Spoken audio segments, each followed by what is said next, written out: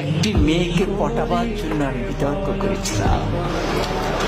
কিন্তু আজকে তোমরা এসছো, কেউ প্রধানমন্ত্রী হবা, কেউ হিলারি হবা। কি ভয়ঙ্কর মিথ্যা কথা!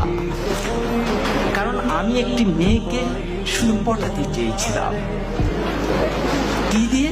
বিতর্ক দিয়ে। সে আমাকে পাত্তা দেয় না, সে আমার দিকে তাকায় না। আমি তখন অষ্টম শ্রেণীতে পড়ি, শুধু তার দিকে একবার তাকাবো, কি সে কৌশল, কিন্তু সে তাকায় না। পরে ভাবলাম বিতর্ককে আশ্রয় করি, সেখানে যদি দাঁড়ায় তাহলে মেয়েটি মনে হয় আমার দিকে তাকিয়েই থাকবে। এই আশায় আমি বিতর্ক করেছিলাম। এরকম আশা নিয়ে একবার আমি সিলেট যাচ্ছিলাম। তখন আমি আর অষ্টম শ্রেণীর বালক নই, এয়ারপোর্ট স্টেশন থেকে উঠেছি। তো যাওয়ার সময় ট্রেন, সকালে সিলেটের ট্রেন, আমি উঠলাম। উঠে আমার সিটে গেলাম, দেখি আমার একটি সিট, সামনে আরেকটি সিট, মানে ডাবল ডাবল না। পরে কেউ আসে না, পরে একটি মেয়ে আসে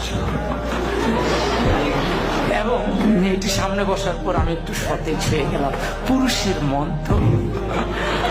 পরে মেয়েটি দেখলাম সাদা গাউন পরা, আমি বুঝলাম সে সিলেট মেডিকেল। তাহলে ভাবলাম যাক, মান সম্পন্নই হয়েছে। এরপরে ট্রেন এগিয়ে যাচ্ছে, আমার মনে কত কিছু আসে, কত ভাবনা আসে, কিন্তু আমি তো কথা বলতে পারতেছি না, খুব আনইজি বোধ করছি। কি করব? ট্রেন যায় ভিড়লো আখাউড়া স্টেশন। আখাউড়া তো নাম শুনেছো না? তো পরে আমি আখাউড়া স্টেশনে গেলাম।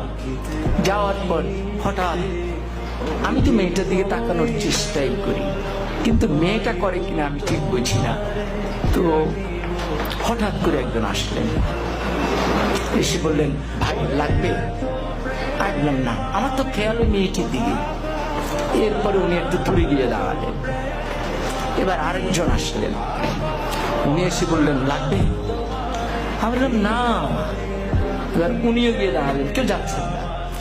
তৃতীয় একজন একটু মোটা, সে আরেকটু মুখের সুরে, লাগবে? আমি বললাম না।